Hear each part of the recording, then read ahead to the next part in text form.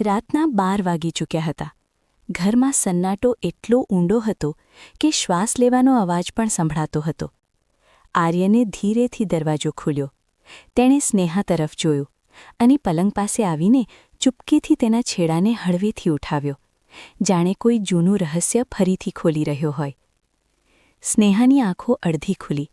તે મલકાઈ અને ધીમેથી બોલી, "આર્યન, આટલી મોડી રાતે?" આર્યન પલંગ પર બેસી ગયો. તેનો હાથ સ્નેહાના પગ પર સ્થિર થયો અને ધીરે ધીરે પંપાળવા લાગ્યો. "ઊંઘ નહોતી આવતી. તારી યાદોએ જગાડી રાખ્યો છે," તેણે ફૂસફૂસાવતા કહ્યું. સ્નેહાએ ચાદર થોડી સરકાવી, પગ બહાર કાઢ્યા, જાણે તે પરવાનગી આપી રહી હોય. આર્યનનો હાથ હવે ધીરે ધીરે ઉપર સરકી રહ્યો હતો, સ્નેહાની મુલાયમ ત્વચાને મહેસૂસ કરતા.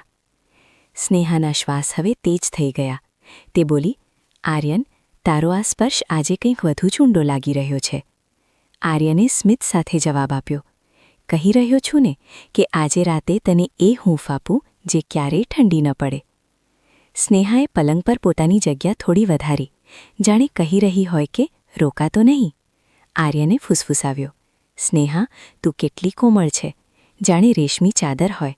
તને અડતા જ મન બહેકી જાય છે." સ્નેહાએ શરમાઈને કહ્યું, "અને તારી આ આંગળીઓ, આહા, કેટલી તોફાની થઈ ગઈ છે, જાણે વર્ષોથી રાહ જોતી હોય." બંને વચ્ચે હવે અંતર ખતમ થઈ ચૂક્યું હતું. આર્યને સ્નેહાને પોતાની તરફ ખેંચી. હવે તે લગભગ તેની ઉપર હતો. ચાદર બંનેને ઢાંકી રહી હતી, પણ તેની નીચે હલચલ શરૂ થઈ ચૂકી હતી, ધીમી, ઊંડી અને ખૂબ જ મીઠી. સ્નેહાના નાના નાના ડૂસકા સંભળાઈ રહ્યા હતા. આર્યને તેના કાનમાં કહ્યું, "સ્નેહા, તું કેટલી લાગણીશીલ થઈ ગઈ છે, જાણે અંદર કોઈ નદી વહેતી હોય." સ્નેહાએ શ્વાસ લેતા જવાબ આપ્યો, "અને તારી આ આંગળીઓ મને પૂરી વહાવી રહી છે. રોકાતો નહીં, વહેવા દે." આર્યનને હસીને કહ્યું, "તો વહી જા આજે. આજે રાતે તું મારી નદી બની જા અને હું તારી સાથે વહીશ." રાત હવે વધુ ઘેરી થઈ ચૂકી હતી. ઘડિયાળમાં 1:30 વાગી રહ્યા હતા. સ્નેહા હવે આર્યનની છાતી પર માથું રાખીને સૂતી હતી. બંનેના શ્વાસ એક થઈ રહ્યા હતા. આર્યનનો એક હાથ સ્નેહાના વાળમાં રમી રહ્યો હતો. બીજો હાથ ધીરે ધીરે નીચે સરકી રહ્યો હતો, કમરથી પેટ પર અને પછી તેનાથી પણ નીચે. સ્નેહાના અવાજમાં હવે માદકતા વધી ગઈ હતી. તેણે ધીમેથી કહ્યું, "આર્યન, આજે ગરમી છે તેને હજુ વધાર. મને એ અગ્નિ જોઈએ છે જે ક્યારેય ઓલવાય નહીં." આર્યને જવાબ આપ્યો, "સ્નેહા, આજે રાતે તને એવી આગ આપીશ જે તારા પૂરા શરીરમાં ફેલાઈ જાય." તેણે સ્નેહાને વધુ નજીક ખેંચી. હવે બંને એકબીજાને પૂરી રીતે વળગેલા હતા. ચાદર હવે બસ નામની હતી. સ્નેહાએ આર્યનની છાતી પર હાથ રાખ્યો અને ધીરે ધીરે નીચેની તરફ વધાર્યો.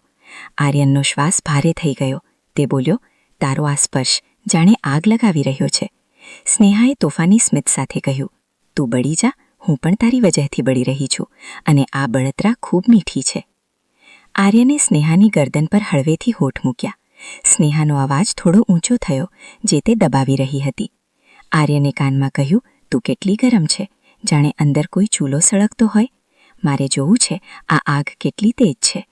સ્નેહાએ આંખો બંધ કરીને કહ્યું, "તો જોઈ લે, આ આગ ફક્ત તારા માટે જ સળગી રહી છે." બંને વચ્ચે હવે કોઈ દૂરી નહોતી, ફક્ત શ્વાસ, હૂંફ અને એ નાની નાની હરકતો હતી જે ઘણું કહી રહી હતી. સમય જાણે થંભી ગયો હતો. સ્નેહાએ ધીમેથી પૂછ્યું, "કાલે જાણે બધા જાગશે ત્યારે શું થશે?" આર્યને તેના વાળમાં આંગળીઓ ફેરવતા કહ્યું, "કાલ પણ આવશે, પરમદિન પણ આવશે, અને જેટલી રાતો બાકી છે એ બધી આપણી હશે. જ્યાં સુધી આ આગ છે, રાતો નાની નહીં પડે." સવારના 4 વાગી ચૂક્યા હતા. બહાર ધુમ્મસ ઘેરાયું હતું, પણ રૂમમાં આગ ઓછી નહોતી થઈ. સ્નેહા હવે આર્યનના બાહુપાશમાં હતી. આર્યને સ્નેહાના કપાળ પર હળવું ચુંબન કર્યું અને બોલ્યો, "સ્નેહા, તું મારી સૌથી પ્રિય વ્યક્તિ છે અને આજથી પૂરી રીતે મારી." સ્નેહાએ જવાબ આપ્યો, "અને તું મારો એવો મિત્ર જે હવે મારું સર્વસ્વ છે." બહાર સવાર થઈ રહી હતી, પણ અંદરની એ આગ, એ ચાહત અને એ તરસ ક્યારેય ઠંડી થવાની નહોતી, કારણ કે જે દિલમાં લાગી હોય છે તે હંમેશા ચૂપકેથી બળતી રહે છે.